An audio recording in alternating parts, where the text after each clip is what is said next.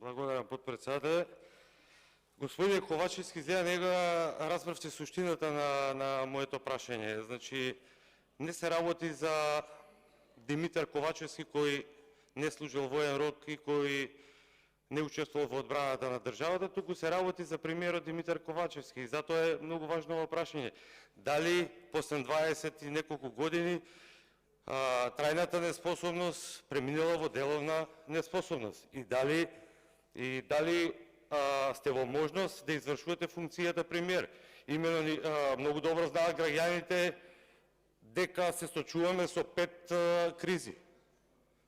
Еве, сега ни е енергетската криза, која веќе помина во финансиска криза, каде инфлацијата е веќе над 20%, на прехранбените производи над 35-40 за некои прехранбени производи, и вака ноншалантно да се однесувате не е во ред. Сега за некој сте супер херој, како за оној ваш во Битола, ама за мене секој ќе останете трајно неспособен човек, кој таа трајна неспособност можела да премине во деловна неспособност, и сега кога се однесува до деловната неспособност, значи дали со деловната неспособност го омалажувате македонскиот народ? Договорите кои ги правите и омалажувањето, џабе ви е тука што кажувате чист јазик. Ко до вчера да бил прљав јазикот, па сега е чист. Меѓутоа, господине Ковачевски, многу е битно дали сте деловно способен човек и од друга причина. Значи, заради одговорноста.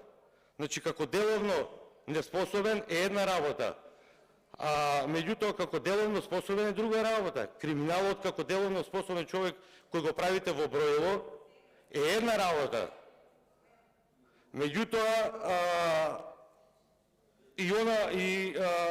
например, деловната способност е многу важна за целокупното општествено живење во Република Македонија, затоа што вие сте премиер. Вие кажавте тука минатиот пат, му помагав на татко ми во 2001 година. Ма тоа уопште не ме интересира. Вие не сте служиле воен рок и сте избегнале одбраната на државата. Вие може да кречите по дома кај вашиот родител или тревникот да го косите. Меѓутоа, тоа за мене не е битно. Суштината на прашањето беше премиерот Димитар Ковачевски. Благодарам. Не сум задоволен.